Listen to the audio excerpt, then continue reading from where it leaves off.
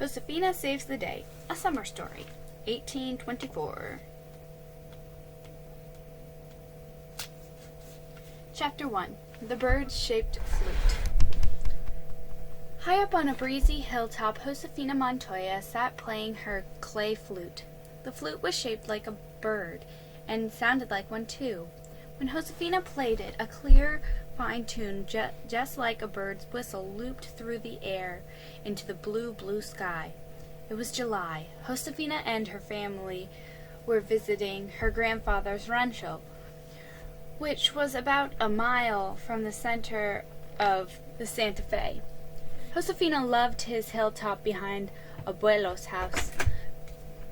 Did it automatic? From here she could see the flat rooftops of the buildings in Santa Fe, and the narrow streets that zigzagged between them. She could see the slender, silvery ribbon that was the Santa Fe River, and the long road that led home to Papa's rancho 15 miles away. A few days ago, Josifina and her papa, her two of her sisters, and her aunt Tia Dolores had traveled on the road to come to Abuelo's rancho. The trip was hot and dusty, but Josifina had been too excited to mind. She and her family had worked, planned, and looked forward to the trip for almost a year. They were traveling for a very important reason. They needed to be in Santa Fe when the wagon train from the United States arrived. Papa had brought mules and blankets with him to trade with the Americanos. Josifina had woven some of the blankets herself, which made her pleased and proud. She understood how much depended on this trade. If the Americanos paid well for the mules and the blankets, Papa would be able to replace his sheep that had been killed in a terrible flood last fall. If Papa could not replace the sheep, it would be a hard, hungry winter for everyone on the rancho. Josifina had prayed and prayed that Papa's trading with the Americanos would go well. Josifina and her sisters couldn't wait to see the fine and fancy things the Americanos would bring. There'd be toys and shoes and material for dresses that had come from hundreds of miles on the Santa Fe Trail, all the way from the United States. The wagon train was expected to arrive any day now, and Josifina was keeping a lookout for it. As soon as she'd finished her chores this morning, she'd climbed up her favorite hilltop to look at the northeast horizon. She was hoping to see a cloud of dust stirred up by the wagon train, but the horizon looked the same as always. Just now, though, Josifina heard something new. It sounded as if a real bird were singing along with her clay flute. Josifina stopped playing and tilted her head to listen. Then she grinned. It wasn't a real bird at all. It was a person whistling. "Buenos dias! Buenos dias!" Josifina called out. She turned, expecting to see that the whistler was one of her sisters who'd come to watch the wagon train. Wagon train, too. But it wasn't. The whistler was a young man. Josifina had never seen him before. Josifina scrambled to her feet so quickly she almost dropped her flute. The young man was a stranger. And not just any stranger, either. Josifina immediately folded her hands, bowed her head, and looked down at the ground, which was a polite way for a child to stand before an adult. But she could tell, just by looking at the tips of the stranger's boots, that they came from the United States. She knew because Abuelo had a pair of boots like them that he'd bought last summer from the Americanos. "Buenos dias," said the young man. He spoke in Spanish, but with an accent Josifina had never heard before. Josefina had a sudden excited thought. The young man must be an Americano who'd come ahead of the wagon train. Josefina was usually shy around strangers, but right now her curiosity was stronger than her shyness. If the young man was an Americano, he'd be the first she'd ever met face to face. She raised her eyes and sneaked a peek. He had a very nice face, Josefina decided. He had blue eyes, a sunburned nose, and a friendly smile. "Forgive me for surprising you," the stranger went on. "I thought you were a bird." "I thought you were a bird, too," Josefina almost said. She wanted to ask, "Please, senor, who are you?" But, of course, she didn't. It wasn't good manners for a child to ask a grown-up question. In fact, Josefina wasn't sure whether it was proper for her to talk to the stranger at all. Perhaps she should act like a bird and fly away. But that didn't seem very polite. While Josefina stood wondering what she should do, the young man did something astonishing. He took a case off his back, opened it, and took out a violin, and began to play. Josefina smiled when she realized that he was playing the same notes that she had played on her bird-shaped flute. The young man wound the notes together into a tune that danced in the air. When he finished, he swept his hat off his head and bowed. "I'm Patrick O'Toole from Missouri," he said. "What's your name?" "By God's grace," Josefina answered. I am Josefina Montoya." "Josefina Montoya," Patrick repeated slowly. "I'm glad to meet you. I'm looking for the home of Senor Felipe Ramiro. Do you know him?" "Si," answered Josefina politely. "He's my grandfather." She pointed to Abuelo's house nearby. "He lives right there." "Well, Senorita Josefina," said Patrick,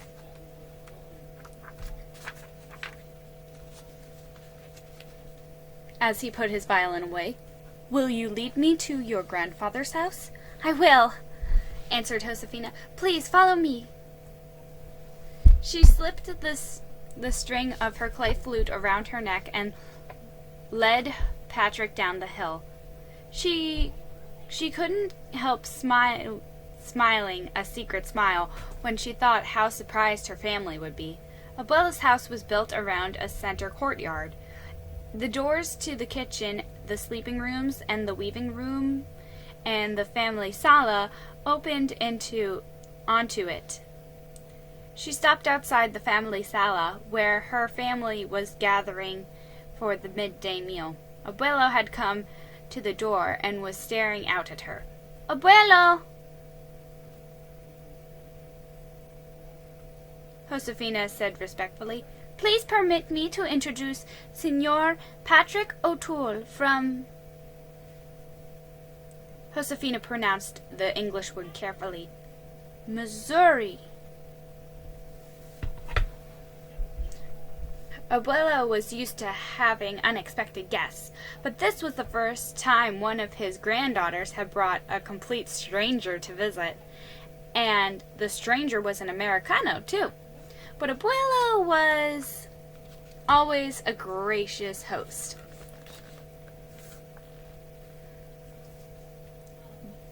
"Benvenuto,"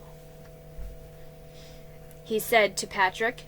"You are welcome in my house, young man. Please come in." "Thank you, sir," said Patrick. Josefina tapped her head to warn him to duck down so that he'd fit under the low doorway, and they both stepped inside.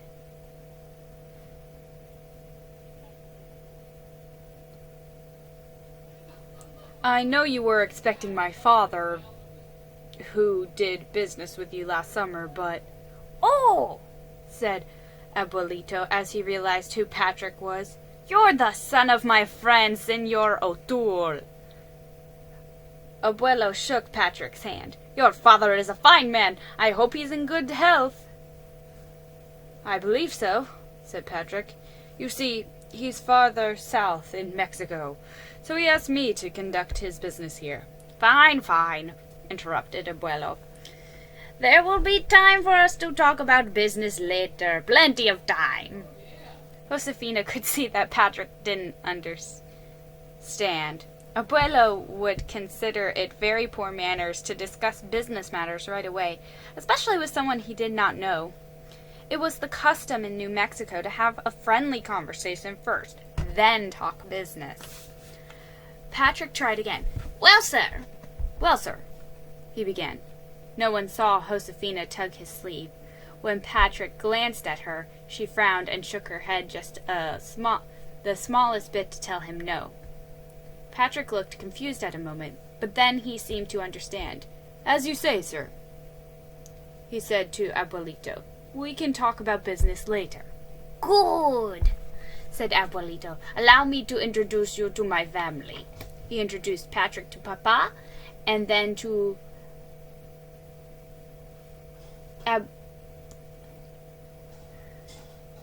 Abuelita, Josefina's grandmother, and then to Tia Dolores. We're so glad Dolores is home for a visit," Abuelito said. She's been away, staying on my son-in-law's rancho for almost a year now, helping him take care of his daughters, since his own dear wife died. You've already met his youngest daughter, Josefina. His eldest, Anna, is staying home to help her husband look after the rancho. These are his daughters, Francisca and Clara.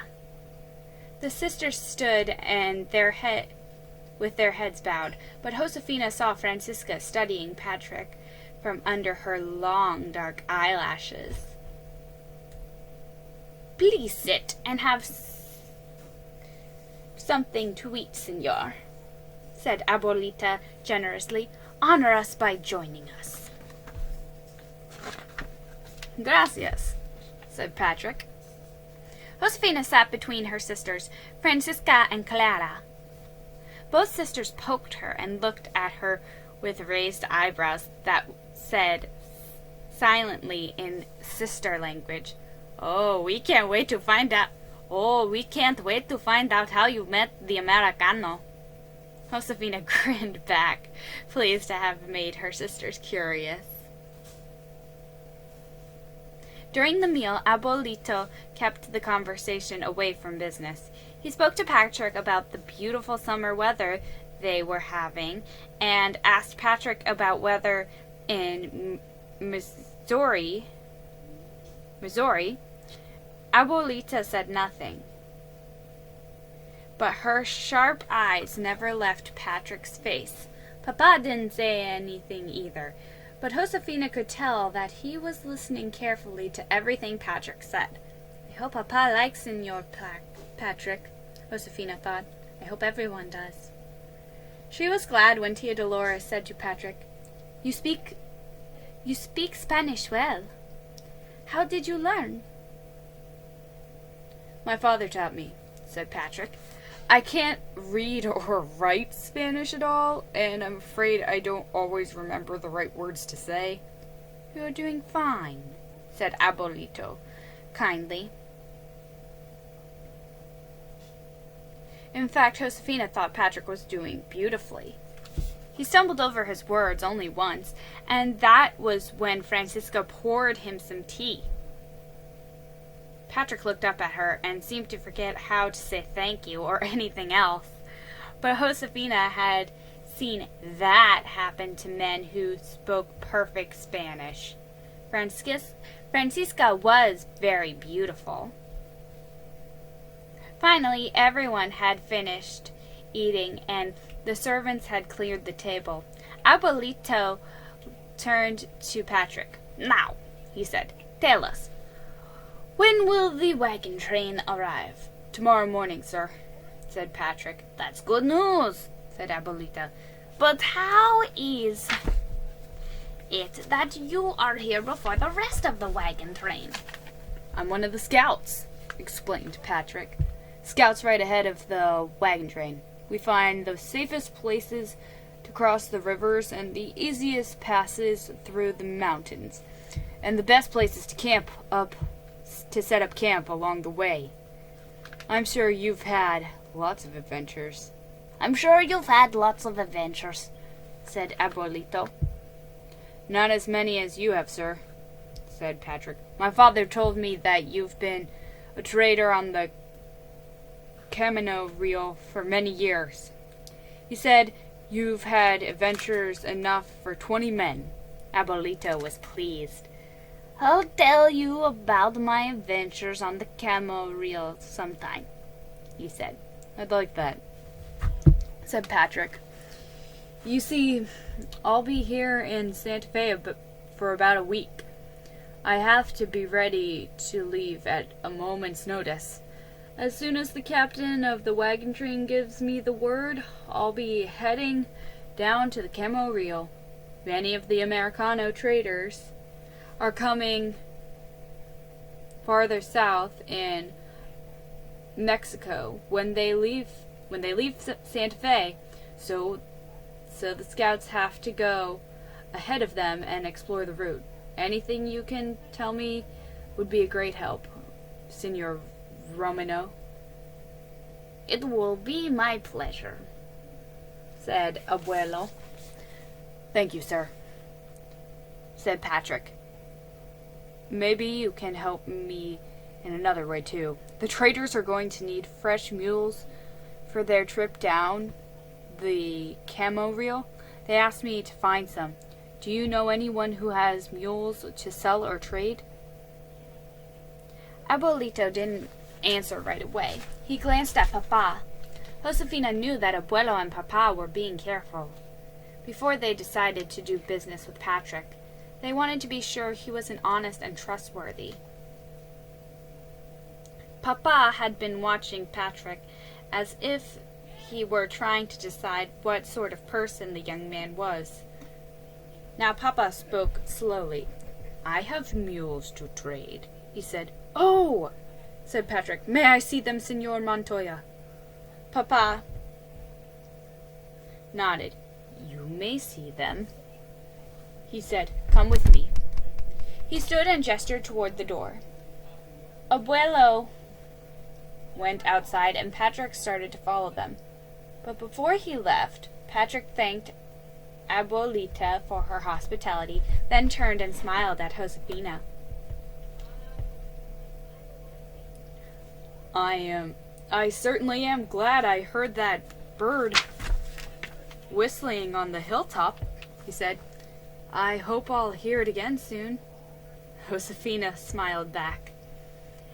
After the men had left, Josefina and her sisters helped Abuelita and Tia Dolores tidy the room. So, said Francisca to Josefina, where did you find the Americano? Well, I guess he found me, said Josefina. I was on the hilltop looking for the wagon train, and he surprised me. And you surprised me, Josefina, said Tia Dolores. She put her hands on her hips and smiled at Josefina. I've always believed that you were shy of strangers. Not anymore, I see. You and the Americano seem to have become acquainted very quickly, said Clara. Too quickly, said Abuelita, frowning. We don't really know this Americano at all. Do we know he is truly Senor O'Toole's son? How do we know he is honest? She shook her head. All we know is for certain is he's very young. I hope your papa will be careful. I don't think it's wise to trust a stranger, especially when the business is so important. Nothing is decided yet, said Tia Dolores quietly. Abuela went on. If this young man isn't reliable, it'll be a terrible mistake to do business with him, she said.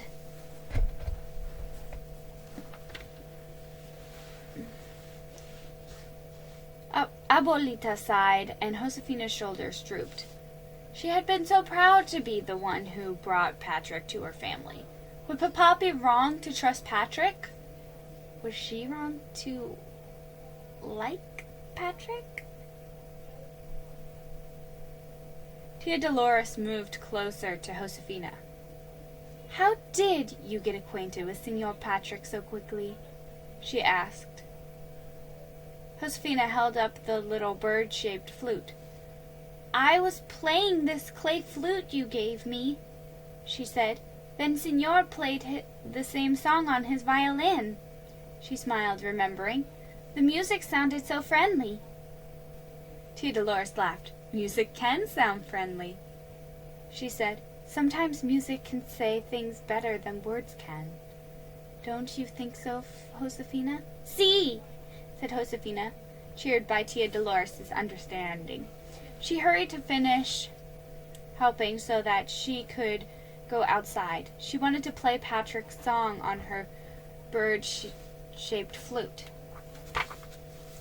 Chapter 2. Heart's Desire. This is a day I'll remember as long as I live, thought Josefina. She was holding Tia Dolores' hand, and she gave it a squeeze. Tia Dolores smiled down at Josefina's glowing upturned face. Any minute now, Tia Dolores said. They were standing in a crowd that had gathered in front of the palace of the governors in Santa Fe. Everyone was waiting for the wagon train to pull into town. Any minute now, thought Josefina with a delighted shiver. Any minute. Soon after dawn, while the air was still cool, Josefina and her family and one of Abuela's servants had walked into Santa Fe. Abuela had stayed home because she didn't like crowds, but everyone else was eager to join the people gathering to see the wagon train. All along the roads they saw tents that had sprung up overnight. Indians had come with pottery and blankets and horses to trade. Fur trappers had come down from the mountains. Soldiers had come from their fort up the hill. People had come from villages and ranchos from miles around. They all gathered in the plaza that was in the center of Santa Fe.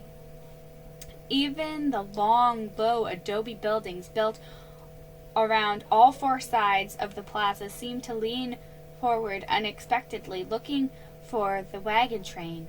Josefina had never seen so many people.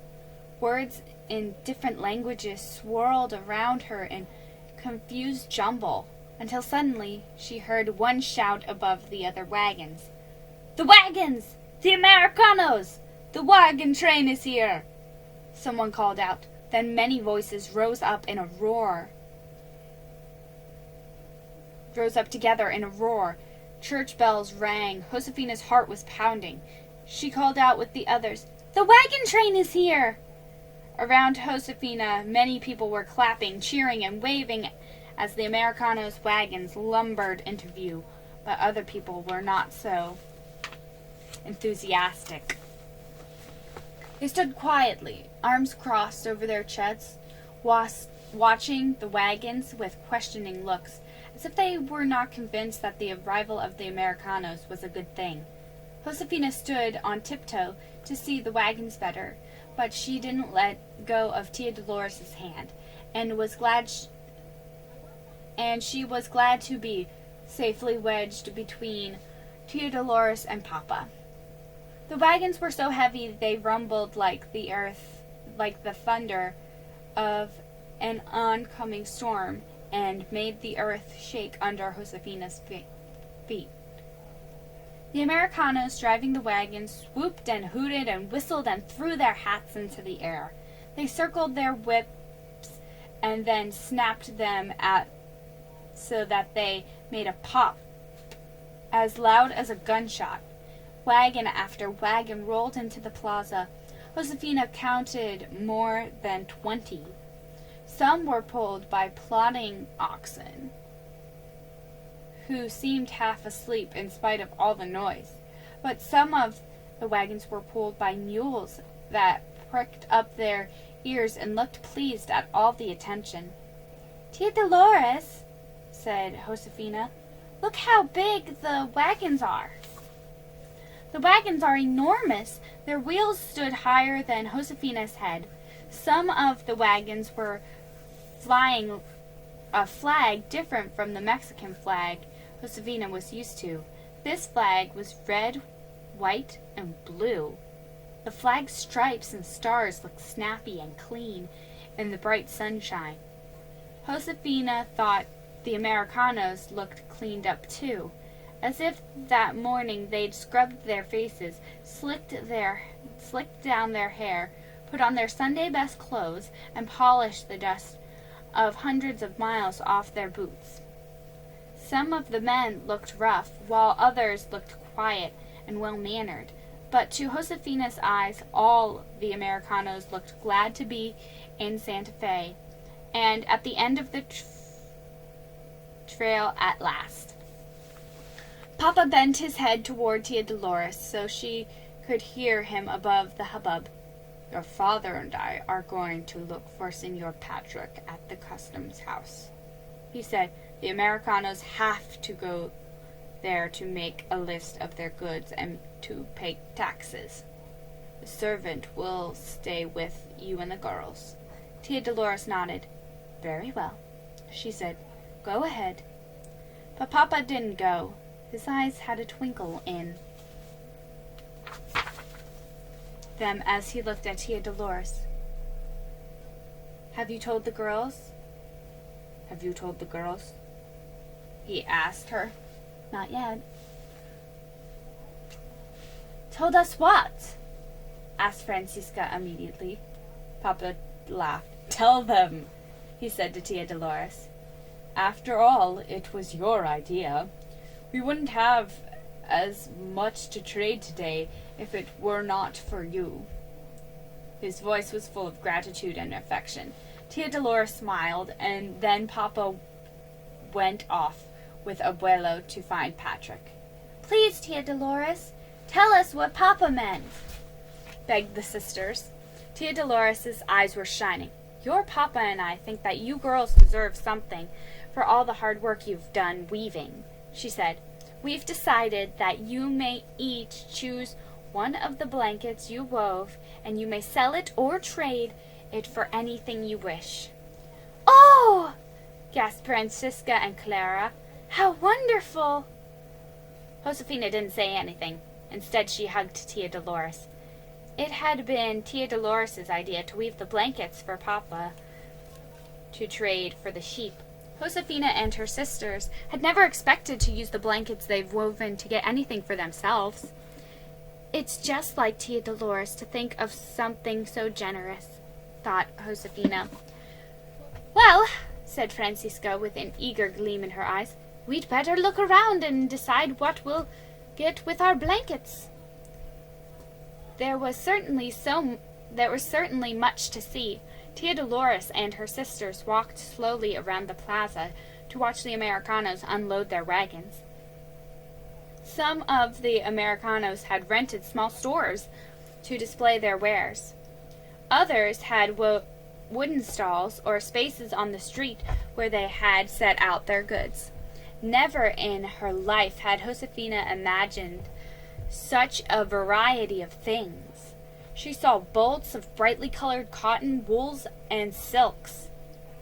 There were veils, shawls, sashes, and ribbons. There were shoes and hats, boots and stockings, combs, brushes, toothbrushes, and even silver toothpicks.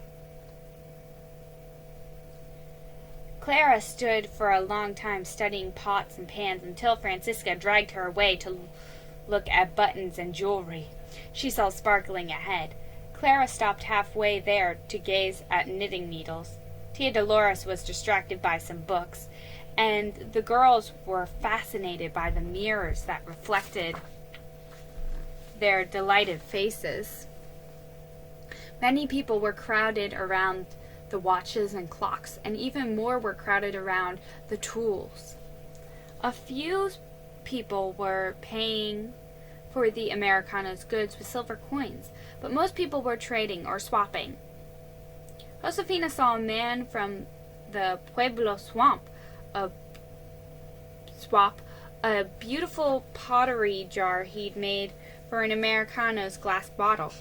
A fur trapper traded a bear skin for a hunting knife. There were so many things Josefina didn't know how she'd ever choose something for herself. Then Tia Dolores and the girls stopped in front of a trader who had toys among his goods. One toy in particular caught Josefina's eye. It was a little toy farm carved out of wood. "Oh, look!" said Josefina as she knelt in front of it. There was a tiny cow, a horse pulling a cart, a goat, and a funny pink pig standing in front of a white stable. 2 green trees shaded the painted town with a white fence behind it. You can almost hear the cow moo, can't you?" someone joked. It was Patrick. He and Papa and Abuelo had finished their business and had come to find Tia Dolores and the girls.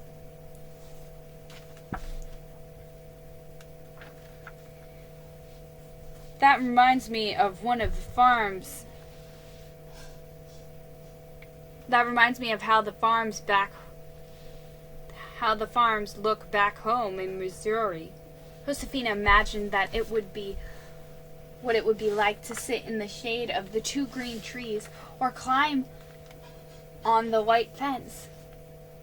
I wish I could magically shrink," she said to Patrick. "I'd like to go inside the house. I've never seen a house that's so straight up and down, with such a steep roof and so many big windows." "It's different, isn't it?" said Patrick. "Here in New Mexico, your houses are Here in New Mexico, your houses are low. They look like they grew right up out of the ground because they're made out of earth, and they don't have any sharp corners. Where I come from, the buildings seem to want to stick up and call for attention to themselves. Sort of like the people, I guess." "I think the farm is very pretty," said Josefina. "I like it." Clara looked over Josefina's shoulder. "But it's just a toy, Josefina," she said. "You shouldn't waste your blanket on that." Josefina sighed. Clara was being sensible as usual, but Josefina couldn't help wanting the farm. She was sure it would be fun to play with the pink pig, and knowing that the little farm reminded Patrick of his home made Josefina like it even more. Papa looped his finger around one of Josefina's braids and moved the braid behind her ear. Then he stooped and spoke softly so that only Josefina could hear.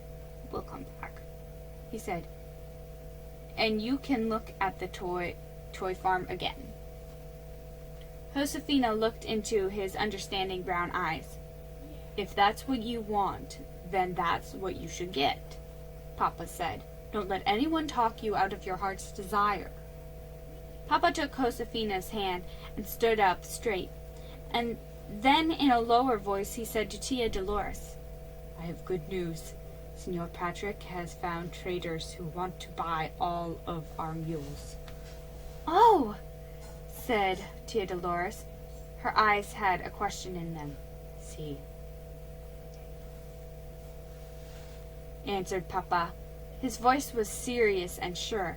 "I have decided to let Senor Patrick trade the mules for us. He knows the Americano traders, He can speak English to them, and he has promised to get me a good price. My friends will be glad to get the mules, said Patrick quickly. Mules are sturdy. They do better than oxen on wagon trails. Oxen are fussy eaters. They have delicate feet and they get sunburned.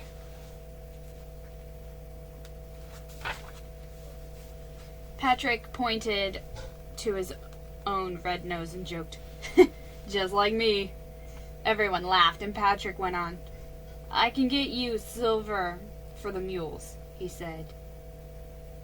Silver? This was lucky indeed. Normally, Papa would have traded the mules for goods from the Americanos. Then he would trade the goods for sheep. Josefina knew Papa must be pleased. It would be much easier to buy the sheep they need with silver. "Senor Montoya, may I come by later today to get the mules?" Patrick asked Papa. "Can I bring some of your silver today, and the rest at the end of the week,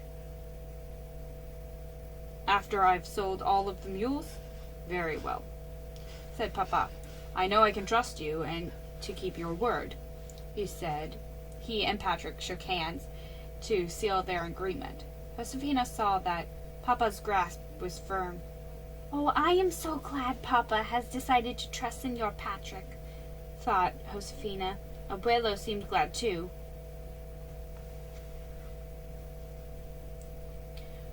"When you come for the mules, you must stay for dinner," he said to Patrick. "We'll celebrate." "And please remember to bring your violin," said Tia Dolores. "We can't celebrate without music." "I'll remember," said Patrick. He said adios to everyone. Then he strolled away, cheerfully whistling Josefina's bird song. Chapter 3. A Charm from the Sky. Later that afternoon, Patrick came to Abuelo's rancho to get Papa's mules. He was going to take them back to Santa Fe after dinner.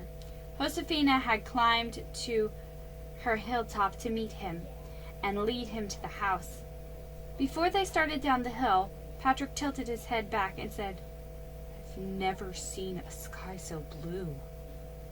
"Mama used to say the sky is that blue because it's the bottom of heaven," said Josefina. Patrick smiled. He pulled a small brass telescope out of his coat pocket. As Josefina watched, he focused his telescope on a point to the southeast. "Look out there," he said as he handed her the telescope. Josefina focused the telescope for herself. "I see San Miguel Chapel," she said. She recognized the church easily, even though it was far away. It came clearly into view through the telescope, as if someone had painted a perfect picture of it in a tiny round frame. "Well," said Patrick, "yesterday I climbed up to the bell of San Miguel Chapel. While I was up there, a little bit of the sky fell off right into my hand. See?" Josefina giggled when she looked. Patrick held a small chunk of turquoise in his hand. The turquoise was the same glorious blue as the sky. Patrick tossed the chunk of turquoise up in the air, caught it with the same hand, and put it in his pocket. "Now I'll have a little bit of New Mexico. Now I'll have a little bit of New Mexican sky with me even when I go back home," he said, patting his pocket as if he had a treasure in it. Then he pretended to frown. "What's this?" he asked. He pulled a sheet of paper out of the same pocket, unfolded it, and then handed it to Josefina with a grin. "I believe this is for you, Señorita Josefina." "Gracias," said Josefina. The paper was sheet music. It had the notes and the words to a song printed on it. Josefina couldn't read the words because they were in English. She didn't know how to read the notes either, which were lined up like orderly black birds on straight black branches. But she had seen sheet music before. Tia Dolores had some. Perhaps when we go home, Tia Dolores will teach me to play this song on the piano, Josefina said to Patrick. She knows how to read music. I think Papa does too, unless he's forgotten. Josefina hesitated, then said, Papa used to play the violin. Did he? Asked Patrick. See, said Josefina. She looked down at the sheet music and said quietly, He used to play when Mama was alive. But when she died, he gave his violin away. I think he was just too sad to play it anymore. We were all too sad for music for a long, long time. Josefina looked up at Patrick. It's been better since Tia Dolores came to stay with us. We've all been happier, especially Papa. And Tia Dolores loves music. She even brought her piano with her when she came up from the Camarillo from Mexico City with Abuelo's caravan. You should hear Abuelo tell that story. He promised to tell me some of his adventures, said Patrick, as they headed down the hill to the house. If I ask, do you think he'll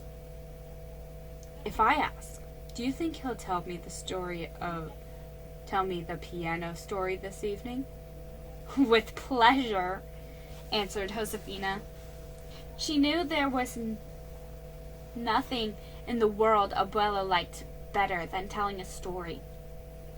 It was with great pleasure that Abuelo told the piano story and many other stories like about the Camarillo during dinner. Then Patrick told stories about the Santa Fe Trail. He talked about herds of buffaloes so endlessly that they made the plains look black and rivers so wide you could not see across them. After dinner, Patrick took out his violin. He played such lively tunes that he soon had everyone clapping their hands and tapping their feet. The sun set and the fire was lit, but the moon poured so much silvery light into the room that they didn't need to light candles. Patrick's music was merry and light-hearted, full of fancy, funny twists and turns. Abuelo kept timing with his leg, and Abuelita's dangling earrings swung and sparkled as she nodded her head to the rhythm of the music. Patrick played and played. He was right in the middle of a song when, in one smooth movement, before anyone realized what he was doing, he handed his violin to Papa, saying, Now it's your turn, Senor Montoya. Suddenly the room went completely quiet. What is Senor Patrick doing? Worried Josefina. I told him Papa didn't play anymore. But Papa did not frown. Slowly, as if he were both eager and reluctant at the same time, Papa tucked Patrick's violin under his chin. He held the slender neck of the violin in his broad hand and reluctantly ran the bow over the strings. Chills ran up and down Josefina's spines. What shall I play? Papa asked.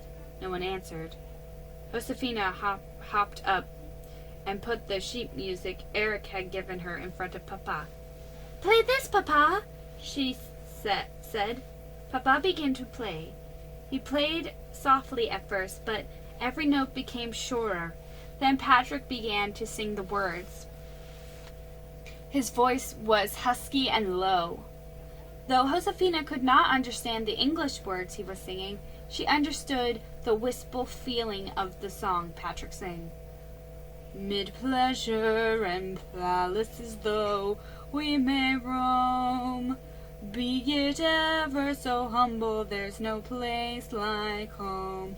A charm for the sky seemed to hollow as there, which seek through the world is near met with elsewhere. Patrick stopped singing, but Papa continued to play, making up a song that blended Patrick's song with an old Spanish song. Josefina sat still, listening intently with her eyes fixed on Papa's face. Josefina knew that Papa's song was telling a story full of longing and hope. Josefina wished the music would never end. Tia Dolores must have felt the same way. As the last note faded, she sighed a sigh that seemed to come straight from her heart. "Oh," she said to Papa, "that was lovely." Papa handed the violin back to Patrick, then smiled at Tia Dolores. In that moment, Josefina knew what she wanted to trade her blanket for. She knew without a doubt what her heart desired was she wanted Patrick's violin for Papa. No.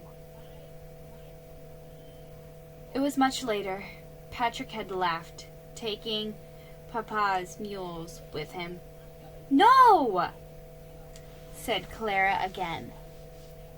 She and Josefina and Francisca were in the sleeping sala they shared.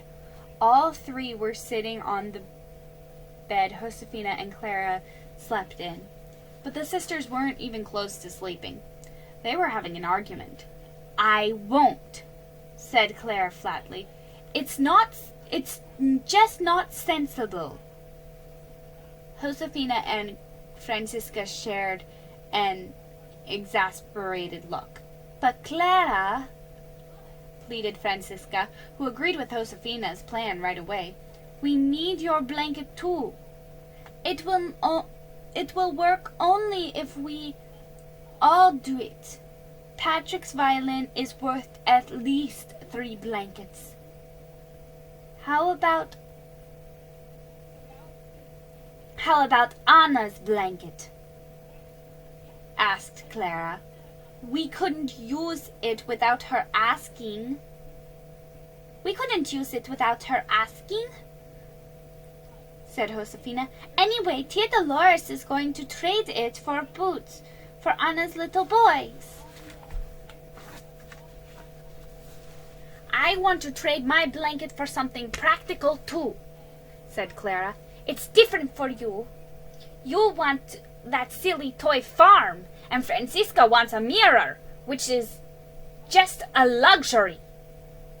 I want useful things like knitting needles."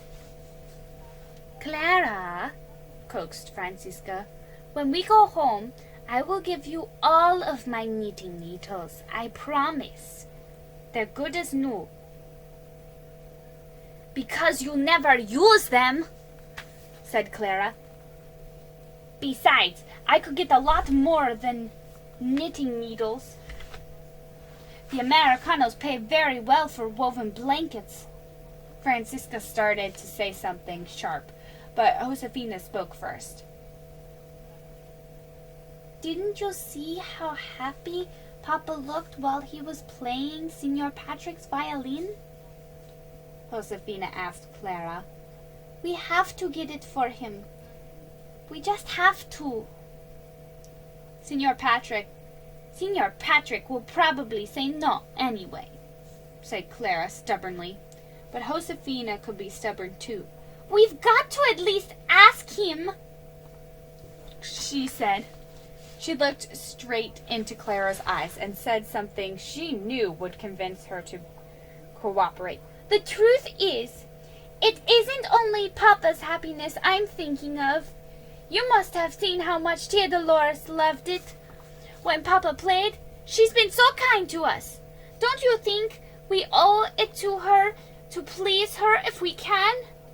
Think how happy she would be at home if Papa played the violin while she played her piano. Clara groaned and flopped face down on the bed. But Josefina knew that by now she was only pretending to be cross. Oh, all right, Clara said, her voice muffled.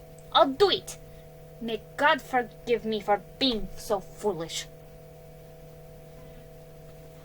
Josefina and Francisca smiled at each other in triumph. They knew Clara couldn't refuse a chance to make Papa and Tia Dolores happy. The next afternoon, the sun shone down straight and strong. It baked out the spicy scent of the pinon trees as the sisters and Tia Dolores walked to the plaza. A servant was with them because it wasn't safe while the travelers were in town for ladies to go there without a man to protect them. The servant stayed with the sisters while Tia Dolores stepped inside a shop to trade Anna's blanket for boots. Patrick soon came up to the sisters to say hello. Even though it was very hot, Clara had been clutching her blanket tightly to her chest, but she handed it over without a murmur when Josefina and Francisca gave their blankets to Patrick. "These are beautiful," said Patrick, "and they are worth a great deal.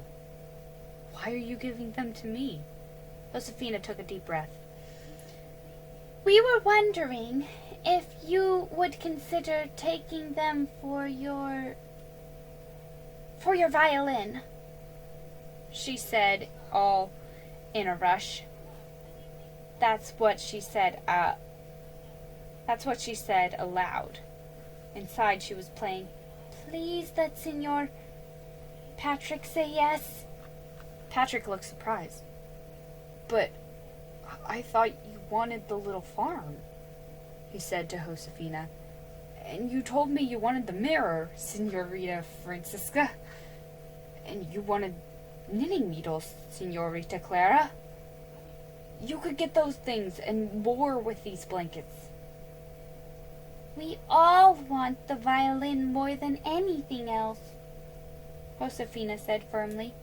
We want it for Papa. "Ah," said Patrick.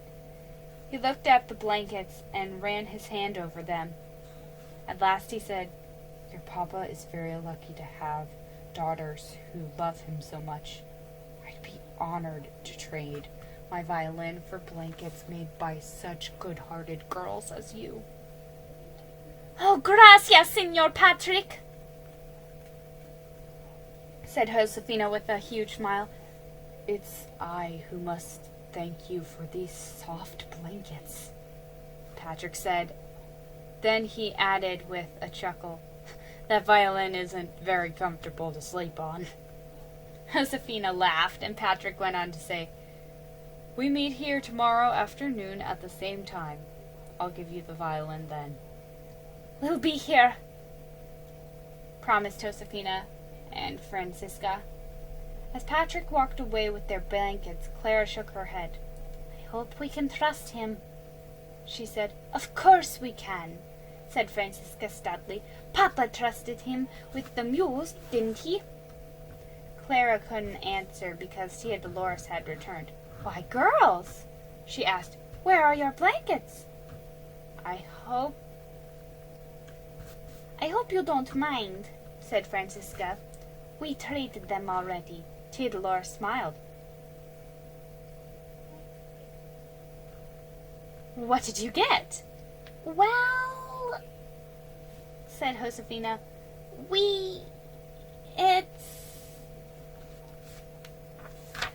Finally she gave up and grinned at her aunt. "We really can't say." she explained. "But you'll see tomorrow."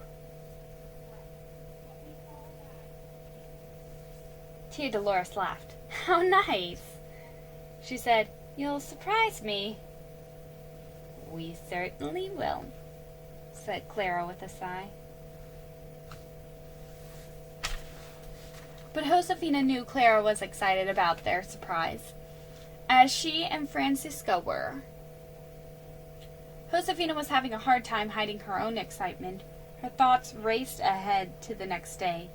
She couldn't wait to get the violin for Papa. She hoped the hours would fly by until the time to meet Patrick. Though it was raining hard the next afternoon, the three sisters went to the plaza with a servant to meet Patrick. They stood exactly where he told them to be. They pulled their rebozos over their heads and hunched their shoulders against the rain. Hour after hour after hour, the girls waited. By the time the bell in the San Miguel chapel rang for 6 o'clock prayers, their skirts were drenched and their shoes were sopping. It was very clear that the servant was sorry he had come, and was eager to go home, where it was warm and dry. Josefina couldn't blame him. A gust of wind drove rain into their faces so that it was as wet as if they had been crying. "What shall we do?"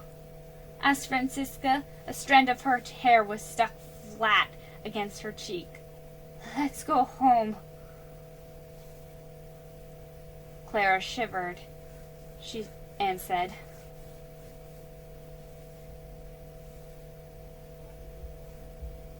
"We've waited 3 hours. Senor Patrick is not coming.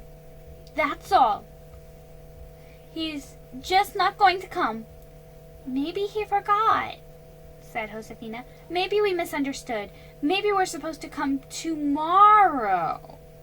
"Maybe," exclaimed Clara. "You can maybe all you want, but I'm going home now.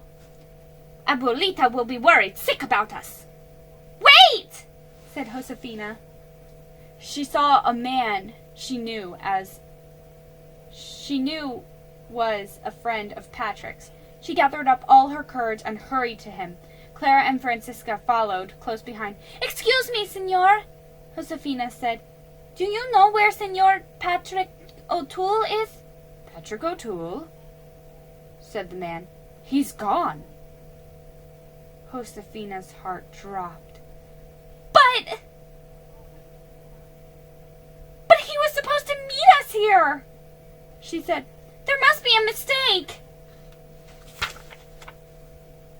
The man shrugged.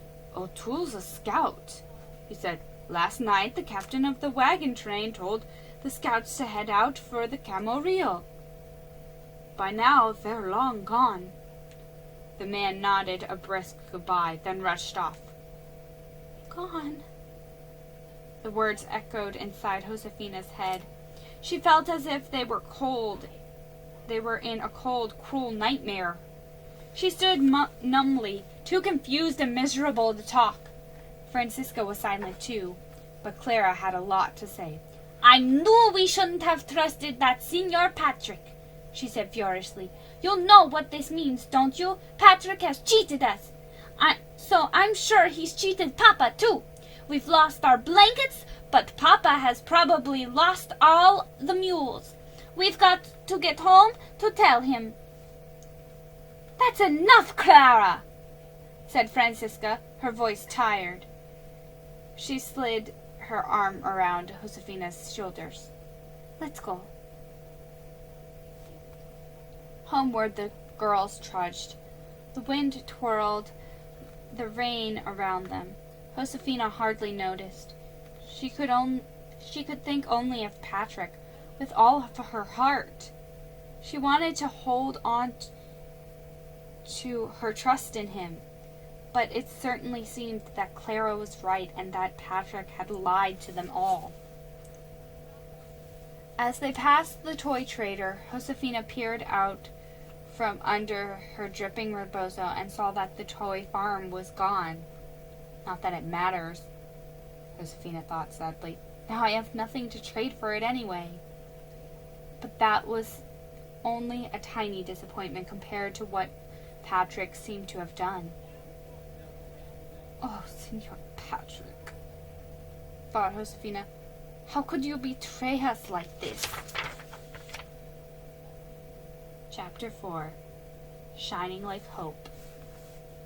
Papa and Abuelo had gone to trade blankets for tools and did not come home until it was time for dinner. As soon as they walked in the door, Clara rushed to Papa. Something terrible has happened, Clara said. Senor Patrick is gone. Gone? Gasped Abuelito. But he hasn't paid your Papa for the rest of the silver he owes him.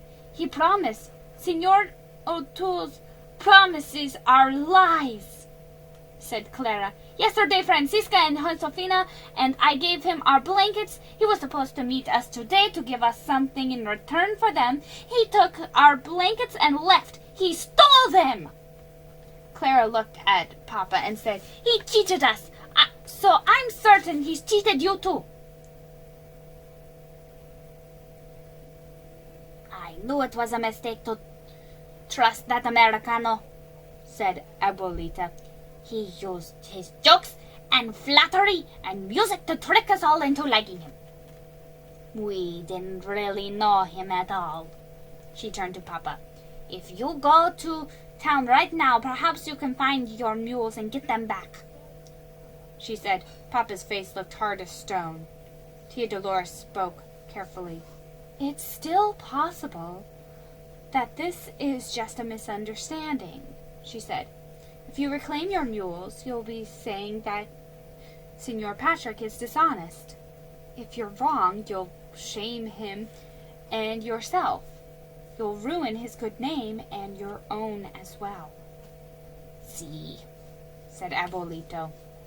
The other Americanos won't want to trade with you, and you'll get nothing for your mules this year. You'd better be sure. Sure? Interrupted Abuelita. How much more sure can you be? She spoke with Papa with urgency. Senor O'Toole stole from your daughters. If he'd stooped to that, you can be sure he stole from you too. Go now. Get your mules back before the rest of the Americanos leave. Before it's too late. Papa was a wise man who did not act hastily. He thought for a long moment. Then he spoke in a sad, tired voice. It seems I have been wrong to trust young Senor O'Toole, he said. I don't want to ruin my chances of trading with the other Americanos, but I can't risk losing 20 good mules. I must do what I can to get them back. See, began Abuelita. Go! But Papa held up his hand. It's useless to go now, he said. It will be impossible to find the mules in the dark. I'll go tomorrow at the first light.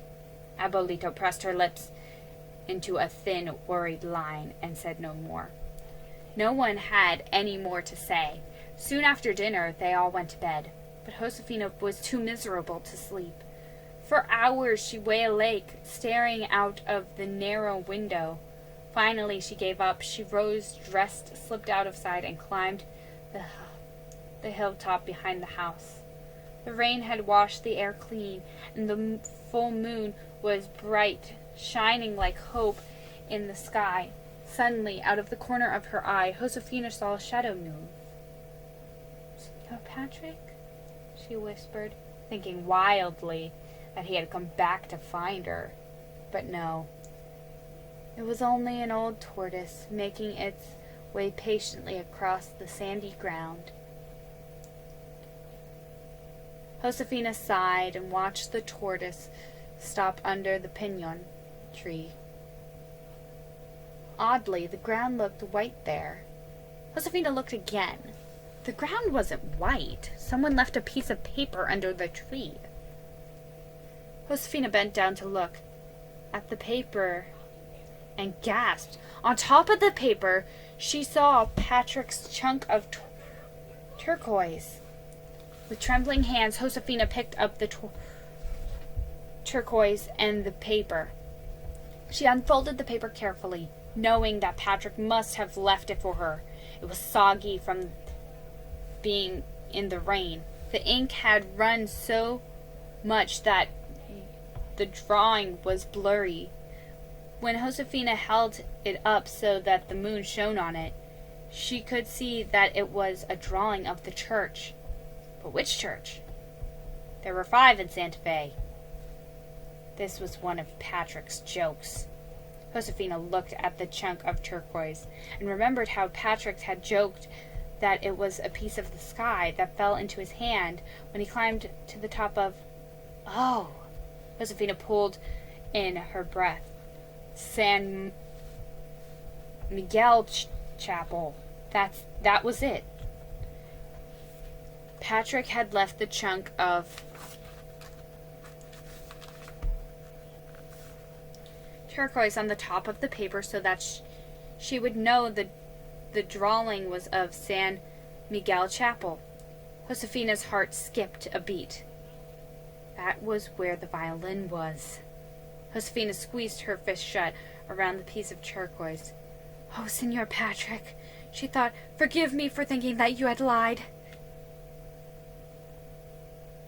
Josefina slipped and slid down the rain-slicked hill, tripping over her feet in a hurry. She crossed the courtyard and burst into the room she shared with Francisca and Clara. Wake up! She hissed, shaking her sister's shoulders. They opened their eyes. Josefina waved the drawing at them and said, Signor Patrick didn't lie. He left this to tell me where the violin is. She swallowed to catch her breath. He left the violin in the San Miguel Chapel. Let me see that, said Francisca. She lit a candle, and took the drawing. Clara looked bewildered. But why? She began. Signor Patrick put the violin in the San Miguel Chapel because he knew it would be safe there, explained Josefina. He had to leave Santa Fe in the middle of the night. He couldn't bring the violin here and wake up the whole house. He couldn't leave it up on a hilltop where it could be ruined by the rain. He couldn't write a note to tell us where it was because we can't read English, and he can't write Spanish. So he left me the drawing and his chunk of turquoise. He trusted me to figure it out. Josefina took the paper back from Francisca. I'll show this to Papa. It will prove to him that Signor Patrick is honest. Papa won't have to break off the trade. Don't bother Papa with that. It's just a piece of paper, said Claire. It doesn't prove anything. Only the violin would prove that Signor Patrick didn't cheat us. And Papa too. Then I'll have to get the violin, won't I? Said Josefina. I'll go now. Clara was horrified. Josefina! She sputtered. You can't go into the Santa Fe by yourself in the middle of the night. It's dangerous. The traders drink too much. They gamble and fight and shoot off their guns. She shuddered. You can't go. Not by yourself, said Francisca. She stood up and began to pull on her clothes. I'll go with you. Gracias, Francisca, said Josefina. We'll have to hurry. It'll be sunrise in a few hours. We've got to get the violin before Papa goes to the town to take his mules back. She looked at Clara. You must promise you won't tell anyone that we've gone. I promise, said Clara. But you must promise to be careful. I'll pray for you, she sighed. If only I'd traded my blankets for those knitting needles. Josefina and Francisca crept from their room, tiptoed across the courtyard, and slid out from the gate. They slided along the outside wall of the house. Then they darted to the kitchen garden and crouched behind its stick fence to catch their breath. In a moment, Francisca's touched Josefina's shoulder and pointed toward the road. Josefina nodded. Both girls sprang forward, dashed to the road, and ran down it as fast as they could. With every step, the lantern they'd brought banged against Josefina's leg. Soon her arm ached from carrying it. Her stomach was in a knot, and her chest was burning because she was out of breath. But she kept on. Francisca was right beside her. Soon, light shining from windows and doorways spilled across the roads. The girls heard bursts of music and clapping and thunder of dancing feet coming from the fandangos and the parties. We'll have to stay away from the plaza, whispered Josefina as she and Francisca skittered around the narrow lane. Too many people. Francisca nodded. Let's, she began. But just then, at that moment, the girls heard voices. A group of men swayed toward them, singing and laughing and talking all at once. Quickly, Josefina and Francisca shrank into the doorway, pushing themselves flat against the door, holding their breath.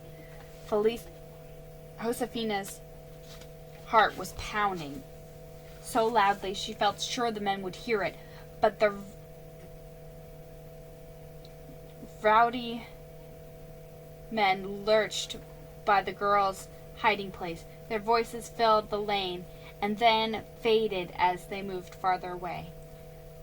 When she thought the men were gone, Josefina lifted her lantern and cautiously looked out to see if anyone else was coming.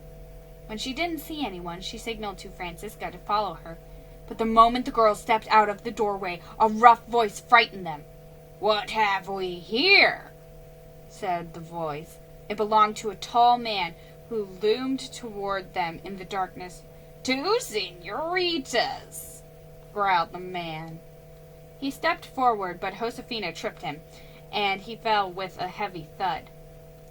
Josefina took hold of Francisca's hand, and the two girls ran for all they were worth, not caring where they went as long as it was away.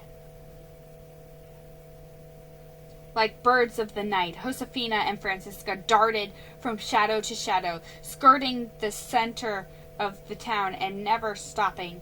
Just when Josefina thought she could not run another step, the moon washed front of San Miguel Chapel, rose up from them into the dark night sky. Up the steps they flew. Josefina grasped the handle of one of the huge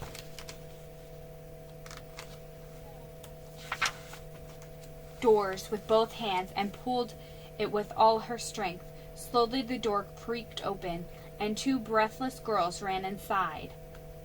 Trembling, the girls walked forward. It was cold inside the church, and at first it seemed darker than outside. Josefina's lantern made only a small circle of light around her feet, but as her eyes adjusted, Josefina saw candles placed in a cluster on the floor in front of the altar, where people had lit them and left them as a kind of prayer. The candles shone like stars fallen from the sky. With careful steps, Josefina and Francisca walked toward them.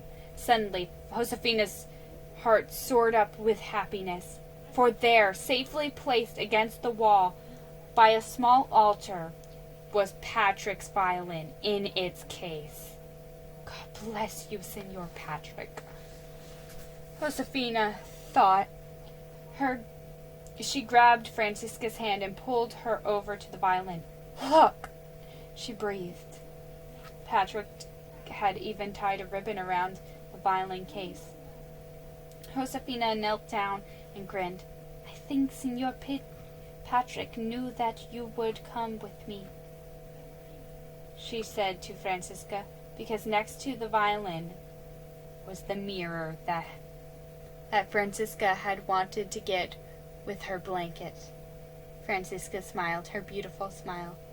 "He left you something too," she said. She picked up a small box and handed it to Josefina. Josefina looked inside, and the first thing she saw was the funny pink pig. It was the little farm. All the pieces fit together neatly in the small box. Josefina touched the farmhouse. "Gracias, Señor Patrick," she thought. "I promise I will remember you every time I play with the little farm." "We'd better go," said Francisca. The girls stood. When Josefina picked up the violin, something poked her hand. Josefina looked. Patrick had used the ribbon to tie knitting needles for Clara to the back of the violin case. Josefina and Francisca glanced at each other and smiled, but there was no time to lose. When the girls walked outside the church, a thin streak of gray above the mountains was already hinting that the sun would rise soon. Josefina knew that meant Papa would probably awake and get ready to go to town. She and Francisca had to get home fast. They had to stop him.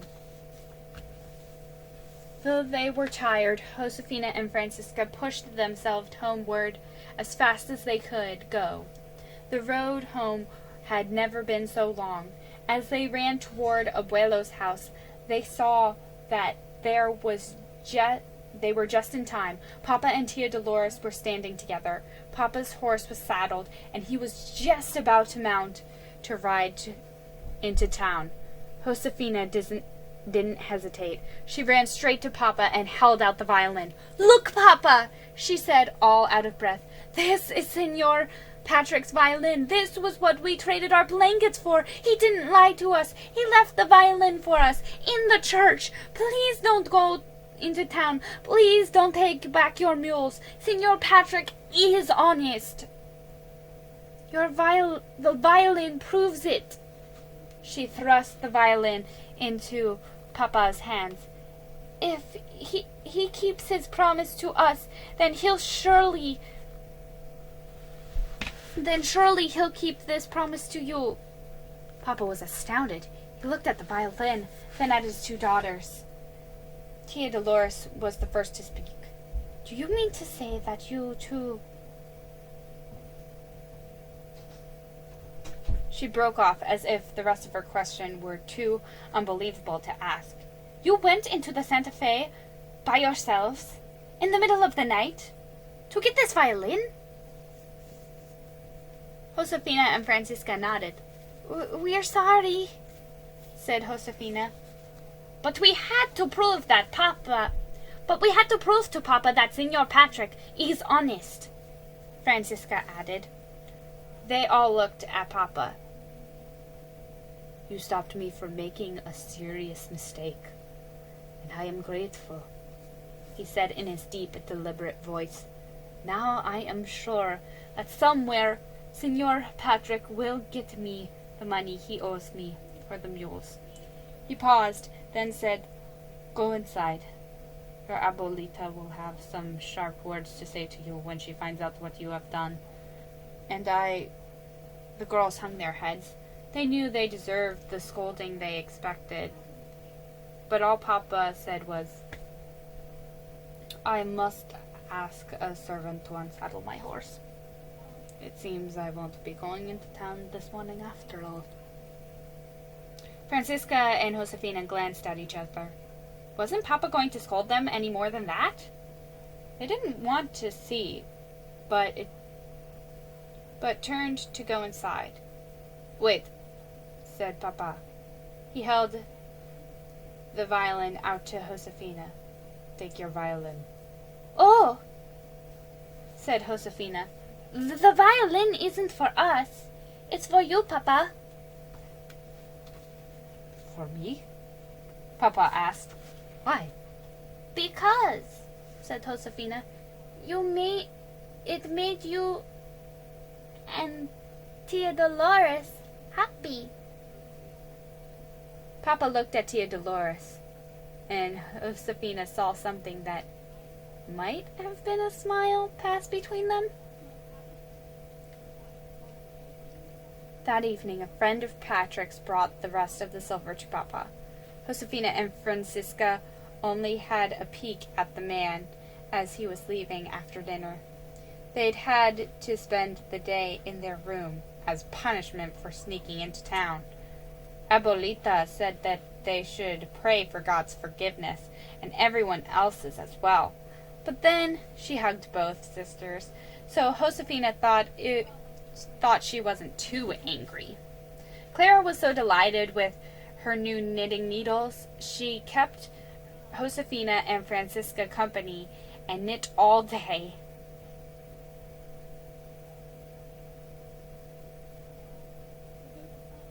Francisca amused them by using her mirror to make reflected sunlight dance the walls and flit across their skirts like tiny gold birds.